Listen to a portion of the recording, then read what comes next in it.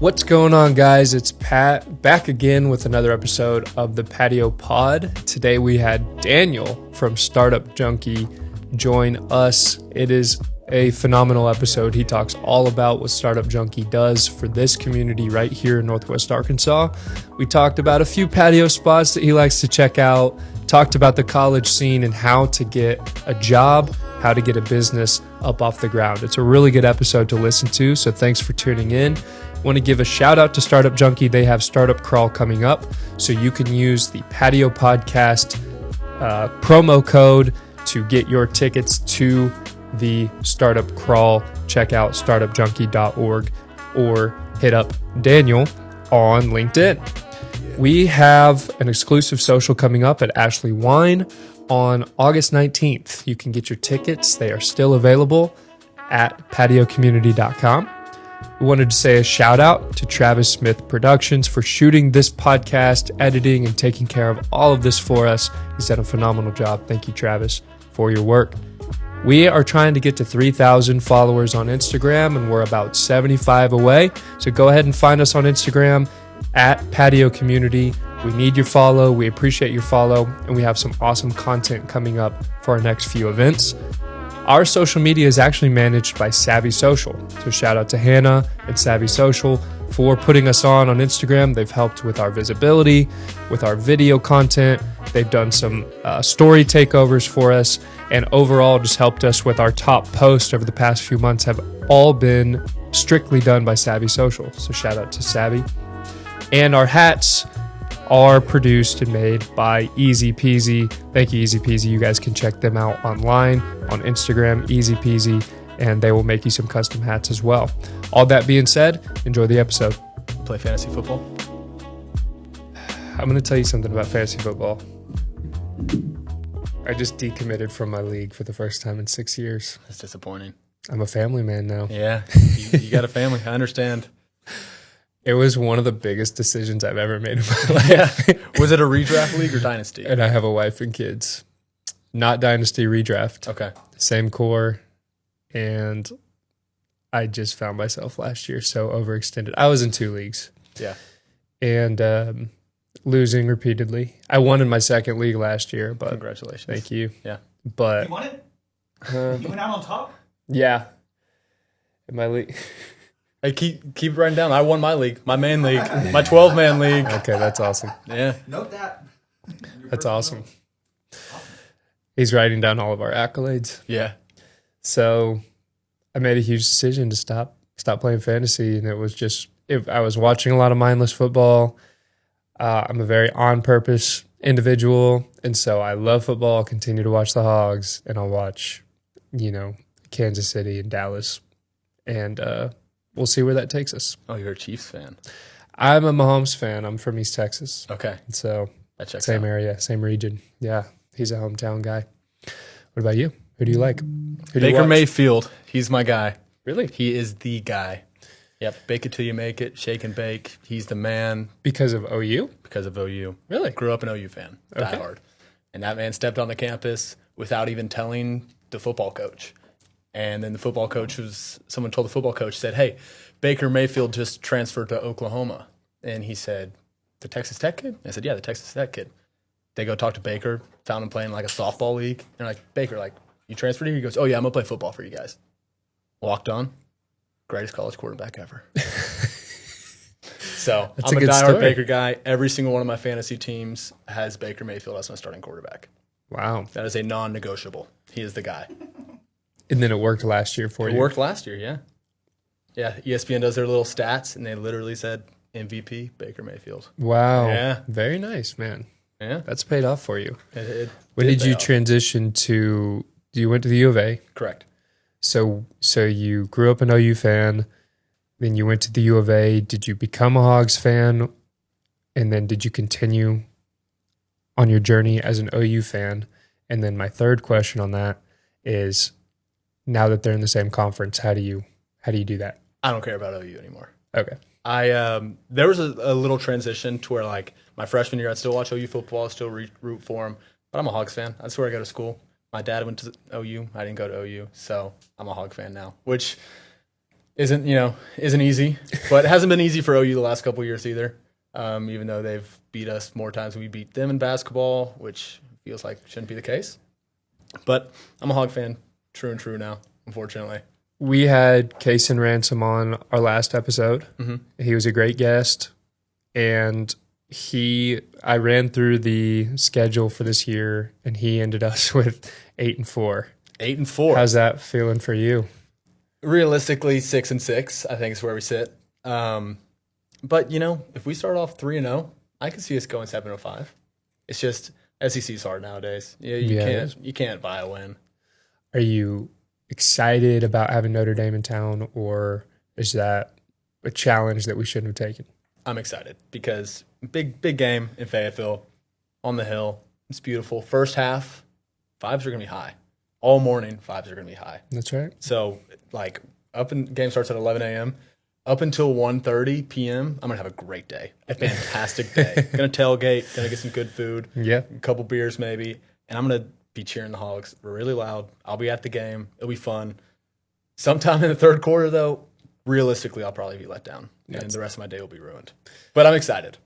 That's great. I agree. Maybe we steal the energy. And maybe, because it's a hard place to play, I think.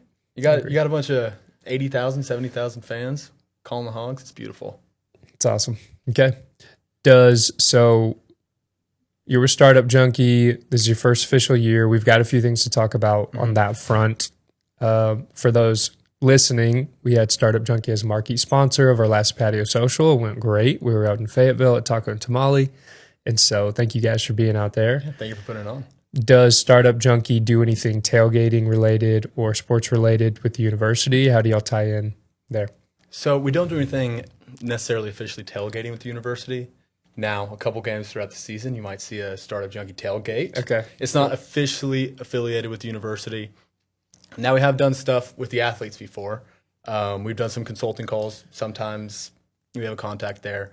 The university says, hey, we have a couple players on the football team. They have a business idea. Can they come talk to you? Absolutely. We love helping out there.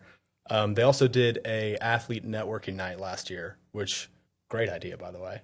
Just getting their athletes to meet. It's like a job fair almost, but for athletes. Yeah, how did that work? Was that open to the public? No. So I believe companies had to be invited to come set up a table, and we're not necessarily hiring all the time, so we're not going there to say, hey, come work for Startup Junkie. We're saying, hey, we're here as a resource. Come use us. If you have a business idea, bring it to us.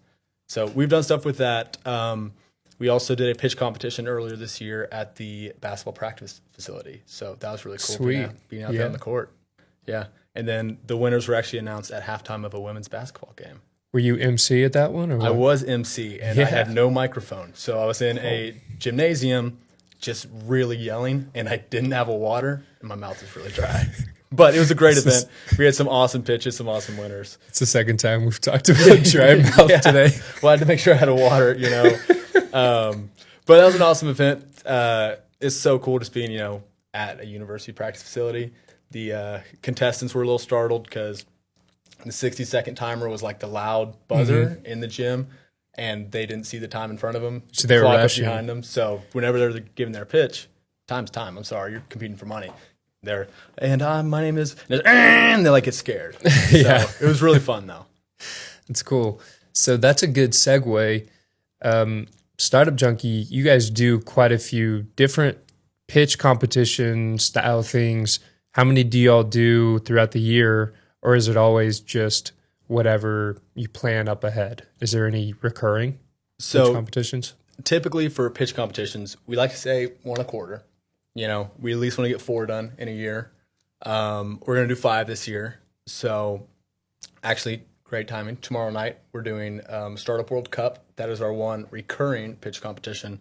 You have to apply to pitch and review your applications. 10 people get in. Whoever wins that one goes on to the next round. It's like a national level round. I think if you win that one, you go on to the next round. Anyway, it's like a big Shark Tank with tiers, and the grand prize winner wins $1 million. Oh, wow. So that is something we partner with Startup World Cup on. We just run it for them. But, that's the one recurring one. And so Startup World Cup is a national brand. Correct. In every state. Mm-hmm. And so these pitch competitions are local, and then people will move on to the next round, and then end up at New York? Where's the? I don't know where the final round championship is this year. But, that's cool. If our winner from Northwest Arkansas continues to go on, we'll support them and find out where they're going to be. And maybe go travel. Maybe show go up with some them. foam fingers. Yeah, that'd be awesome. Awesome. Very cool. So you guys do one of the most popular events in Northwest Arkansas. It's Startup Crawl, and you guys have Startup Crawl on the books for late September. Tell us the date and then what to expect from that for those who haven't gone before. Yeah. Thank you for bringing up Startup Crawl. So Startup Crawl 2025 this year is space themed. The tagline is built to launch. So basically what it is, combine a startup showcase with a pub crawl. That was the initial idea. So this year we're going to have 75 startups on the Fayetteville Square downtown, inside and also in the Pryor Center.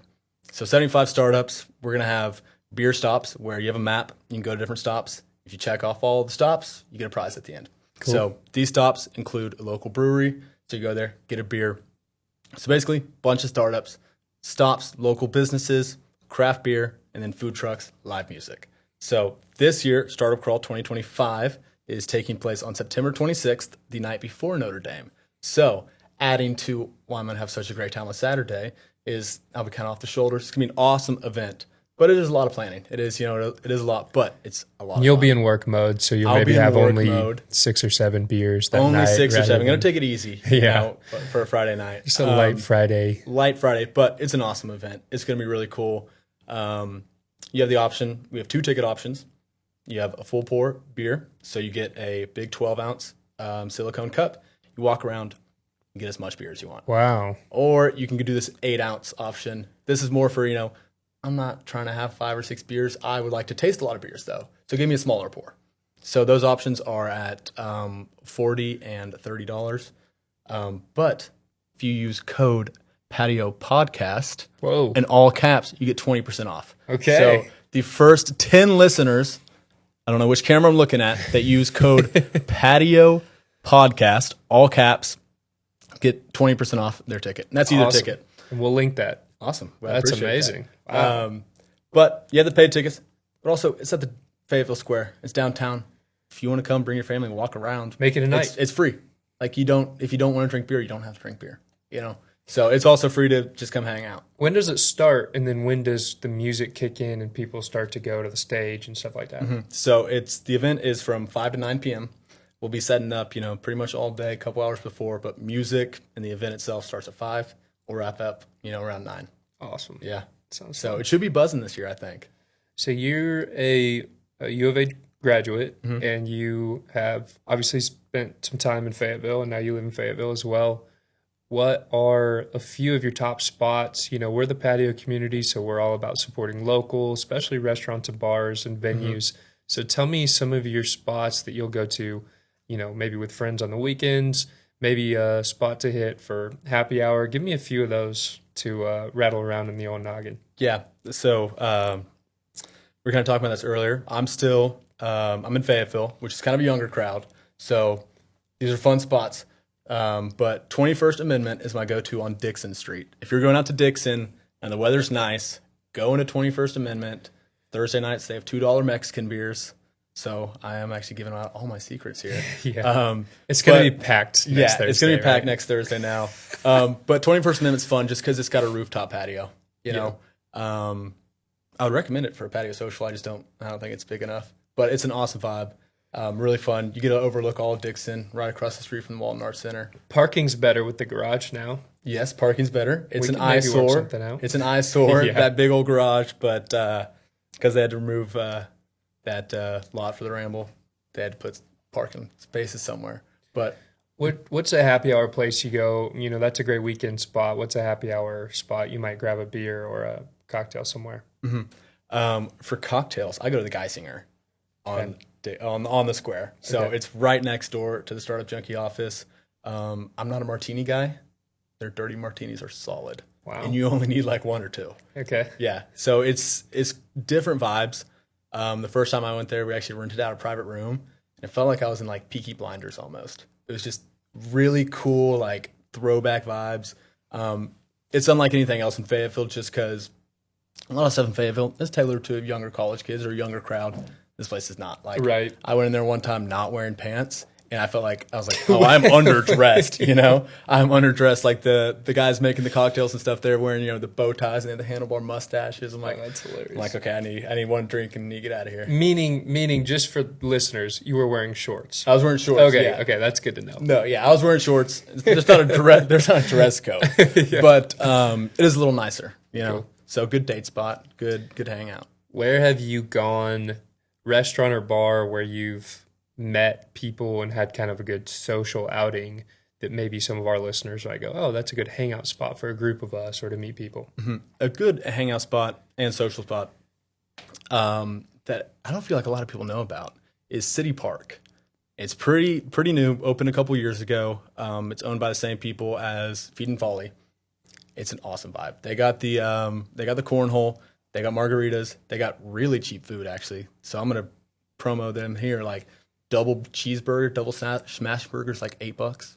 So like, wow, that's not bad at all for like a burger. You are giving your spots away. I'm giving my now. spots away, but it's got plenty of outdoor seating. You got dogs everywhere. You got families, but also like it's social. It's like a park. It is like a park, and I went there kind of on your recommendation, but recommended, and we did our earlier podcast with the guys at NWA Daily out there. It's like this big, like, it's like an outdoor courtyard. It's just like this massive like space. There's tons of benches, but then you also have the cornhole, and you have kind of a vast like play area. I would love to take my kids out there, honestly, but so it's kind of a cool. It's very chill. If I had a dog, that's where I'd take my dog. Yeah. You know? Yeah. And I didn't try the food. You didn't try? It's the drinks really were good, though. It's good. Yeah. Yeah, I would recommend it. The Smash Burger is where it's at. So on the list, do you have any maybe kind of coffee/drink spots or a place where you might go, you know, mid-morning, get some work I've got a couple coffee spots. My go-to spots in Fayetteville, I don't want to give out all my spots, but the first one's Doomsday Roasters. That's right there on Dixon. That's my go-to to get work done. You get the breakfast tacos there? I've had them before, and they're legit. Yeah, they're good. They're legit, but they're also like not crazy expensive. Like you can get a cup of black coffee for $3, which is what I like. Other places, I bought a cup of coffee for, and it's like $5 for like black coffee. And I'm like, okay, this is a little much, but I just like the vibes in there. Like it's mellow. It's kind of dark, so I can kind of like really focus. I like that a lot. A new spot is Sickaroo. It's off of Sycamore Street. They're tagging it as a coffee and community spot. Okay. So it's got plenty of seating. I've never seen someone like put so much effort into making a single coffee. I've seen like them back there, they're doing the shaker and like putting a cinnamon stick. They got the flame and like on top curating of it. and drinking. I'm like, that's like art. I'm gonna look it up. No, it's super cool. And if you want a chance to check it out, on Thursday, August 21st, Startup Junkie's doing a event there. So just to spotlight the company, but it's close to my house. It's good coffee. It's good vibes. They also have like local artists' artwork up on the wall. So it's really cool. Very cool. Yeah, they have a bunch of frogs last time I went. So okay, I found them. I found them on Instagram. Mm-hmm. Very cool. All right, very nice. Yeah. That's a nice shout out right there, a place that I haven't heard of before. Yeah, they just opened this summer. And it's just a really cool spot. What are you passionate about as far as charity work or nonprofit work? What do you work for a nonprofit, a business help nonprofit? Do you get your hands in anything else in the community? Or do you guys as Startup Junkie back any other nonprofit efforts around here? I mean, I'm trying to think because a lot of the nonprofit, obviously work and community work I do is through my job. I'm trying to think. It's like your entire world is nonprofit work. Yes, so yes. From 40 hours a week. Exactly. It is nonprofit work. But it's exciting. It's fun stuff. I mean, I always knew coming out of college I had to do something kind of community facing, kind of people facing. First thought is like, go into a sales role. Mm-hmm. Get to talk to people all day, have meetings. I'm not stuck behind a computer 24/7. Right. There's an angle to it. Every conversation, I'm meeting you. We're having an awesome time grabbing a drink or coffee. I'm trying to sell you something. That's not the case. My job here. I get to meet people every single week, and it's strictly to either A, just meet them, or B, try to help them out. And it's awesome. So it's cool to just meet unique individuals and genuinely have no angle. And just like, hey, we're here to help you. Feel free to come use us. It's almost hard to trust that pitch off the rip, because as a new business owner, you are like, so they'll help you? And then it's like, yes, consultation services. It's like, okay, well, what do what do I pay? What do I do? And so literally, for those of you who haven't worked with Startup Junkie before, you can book a call with what you would call a business consultant, 30 minutes or an hour, and talk through, whatever issues you're dealing with, whatever decisions you're trying to make, and they'll advise you for free. And that's basically, I mean, you do a lot more things, but that's like your token. It's thing. kind of That's our what bread and you butter. do. Yeah, we did 2,000 consulting calls in 2024. So it's our bread and butter. I'm not a consultant myself, but I'm really good at connecting you to the consultants. No, you hit it spot on. Like we want to help people. If you come to us and you get a consulting call, we'll answer any question you have. If you've been running your small business for 5, 6, 7, 8 years, and you're like, all right, I need some more funding. Where should I look? We'll tell you where to look. Or if you've written down an idea on a napkin, you're like, hey, this is it. This is the golden ticket. Yeah. What do I do next? We can help you out. So we like to help people out wherever we can. If there's a question we can't answer or something we can't do for you, we've been connected in the area for so long that we will point you in the right direction. We'll get you to the connected to the people who can answer those questions for you. Yeah. So it's a cool service. It is a cool service. Yeah. And it's awesome that we get to do it, no cost. We talked about Fayetteville a lot. You help run the 1 Million Cups meeting every Wednesday morning in Bentonville. Correct. Can you just tell the audience what that is and whether they should or shouldn't come join and check it out? Yeah. So 1 Million Cups, it's a national foundation. It was funded and started by the Kauffman Foundation out of Kansas City. And the whole idea is connecting small business owners, entrepreneurs, or anybody just kind of interested in the space through a cup of coffee. So every Wednesday morning at 8 a.m. at the Collaborative in Bentonville, we meet, we hang out. I say light networking because how much networking are you going to do at 8 a.m. on a Wednesday? Yeah. I don't talk much in the mornings. I don't either, and I'm the lead organizer there. Right. But if you're trying to get plugged into the ecosystem, if you want to meet other entrepreneurs that are going through the same thing that you're going through, that's the place to be. So basically, what it looks like, you show up, there's free coffee, you get to meet some new people. We have 2 presentations every morning or every Wednesday morning, about 15 minutes each, and they're just local small businesses. Hey, this is who I am, this is what I do. And at the end, we allow for questions, and we also offer feedback and offer, hey, what can we do for you? How can we help you out? And it gives the entrepreneurs and the small business owners that are presenting, gives them the opportunity to, A, practice their public speaking, their presentation skills, and also B, just to get feedback from the community. So at the bare minimum, that's what they get out of it. If you're trying to get plugged in or you just want to meet some cool people in the area, I highly recommend checking out 1 Million Cups at least once. At least That's for awesome. a cup of free Onyx coffee, which I still pick up every week. Yeah. Yeah. Still got the Your intern boots on the test. ground, dude. Boots I know on the ground. It's know it. easier to get to Bentonville from Fayetteville at 7:30 to pick up the coffee Yeah. than it is at 8 a.m. So that's what I figured out. You got to beat most of the school buses and pickups and stuff like that. I have to get on the highway before 7:15 a.m. If I get any time after that, I'm like, bad start to the day. I'm curious on this because you guys are around new and small businesses all the time, which is really cool. You probably have a really cool insight. What should college kids be focusing on if they're trying to A, grow a business, or B, get into a really awesome job with upside potential? What industries or what are you seeing more of in the news space right now? So I'll start on the second part of that. If you're just trying to get a cool job, especially maybe with a small business that has high upside, or even just a big corporation, just go do something.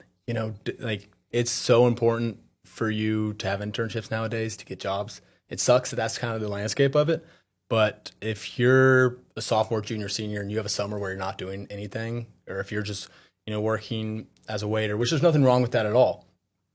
But think about like, who can I work for that would benefit me in my career? For me, I worked for a small little art studio doing social media and marketing stuff for them. And then, I've worked for George's, and then I worked for, a large corporation, and then I worked for Startup Junkie. And through all those experiences, I've learned where, okay, I like this. And then maybe one summer I learned, you know what? I'm not crazy about this. Let's close that door. That's a great way to do it. Also, university kids, check out what programs the university offers. The university spends a lot of money on like making programs that are for you guys. Right. And they're not going to come to you and say, hey, Patrick, you should be a part of this program. Like, here, let's walk through the application together. No, go look for them. Schools are busy, like go look for these programs, go look for these opportunities. For me, if there are any University of Arkansas students out there, it was the VIP program, the venture intern program, literally connected interns with small businesses who need interns. And I don't think they don't do it anymore, but at the time, the university paid for the interns too. Oh, wow. So it was a win-win for the intern massive. and the business. So I don't know what it looks like nowadays, but the Office of Entrepreneurship at the University of Arkansas is awesome. They offer so many cool programs. So if you're trying to get into a cool space, check out what you're a college student, check out what like your university offers and get involved in something.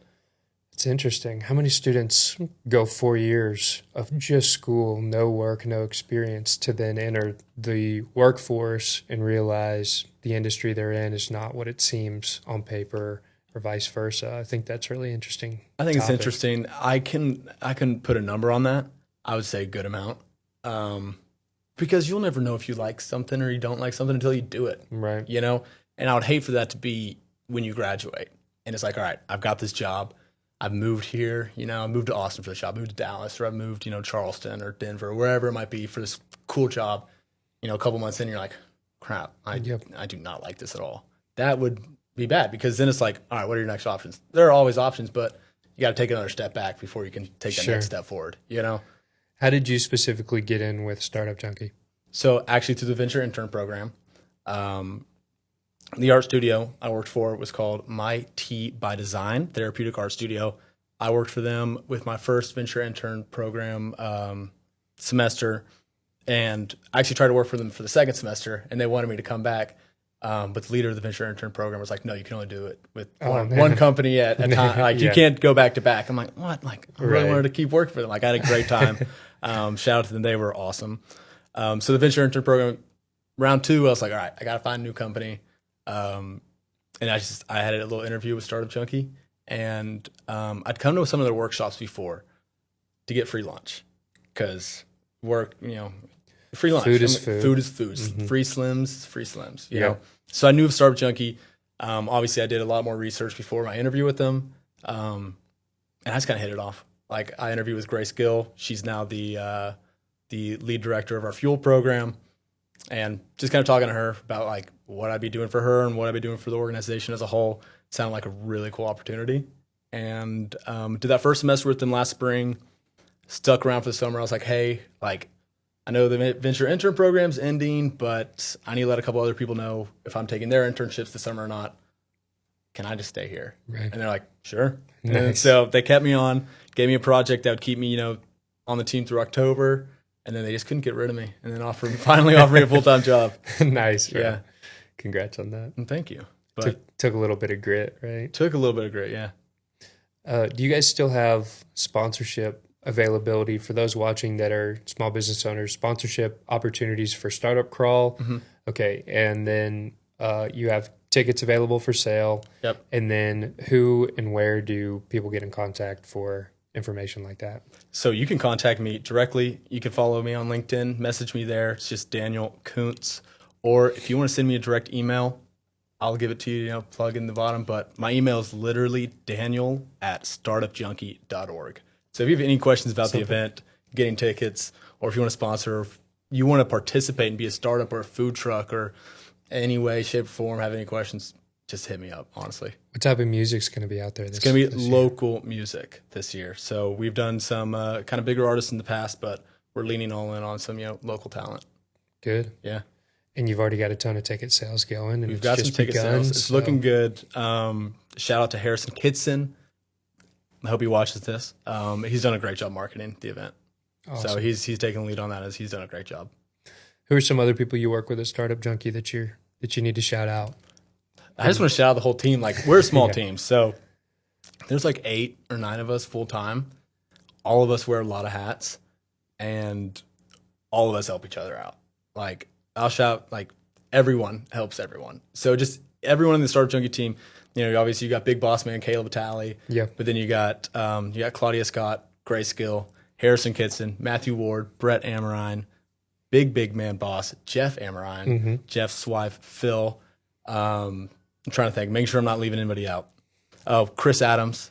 And then we have a great team of interns every single semester, every summer, that just help sometimes do like the dirty work, which is kind of required of interns, but like nobody complains about it.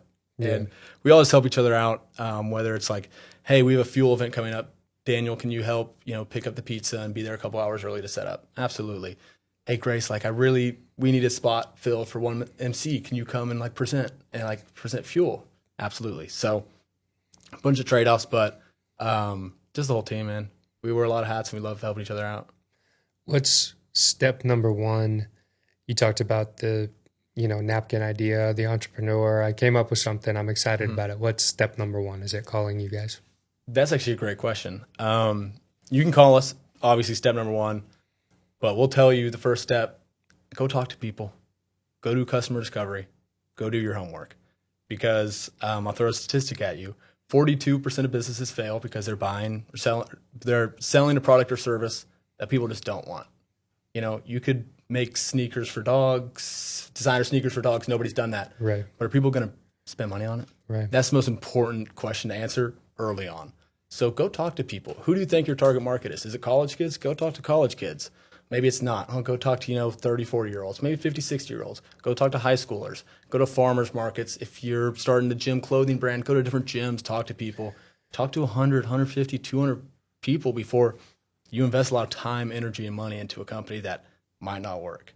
So it's just, and that feedback's so valuable. So you think the feedback from the public, from the GP, the general public, is more important than a brand or an investment into, software or a building or anything like that. It's just getting the opinions of others to tell you realistically if that paper is going to translate to real world success or not is the very first step. Usually, yes, for the large majority of the time. Now, sometimes it's a great invention. That's a great invention. Maybe it's an invention that helps, with male infertility, like a company we've worked with last year. That helps people, if it's a physical thing that's like, oh, it's genius. If you're recreating something new, that's not the majority of small businesses, the majority of small businesses that are successful, they're not recreating Apple or recreating the phone or the next Amazon. They're doing something that somebody's probably already done, but a little bit different. With a little innovation. A little innovation. Maybe it's just, hey, opening a smoothie store in a city that doesn't have any smoothie stores, Right. Or maybe it's, running a marketing company that, hey, we're a little cheaper, or hey, we're a little more expensive, but we get you results faster. It's something just a little different. Is there any companies that have come to you guys out of Northwest Arkansas locally that are focused on AI innovation? Yes, so a lot. We're actually about to start. So our fuel program, it's a 10-week accelerator program, which means an accelerator, you're a company, you've proven success, you've proven that you can make money and have revenue, but how do you take that next step? How do you really grow your brand? So our fuel program, it's a 10-week cohort where we take companies like this and we introduce them to people in the area, whether it might be Walmart mentors, subject matter experts in the area, and we help them take those next steps to grow.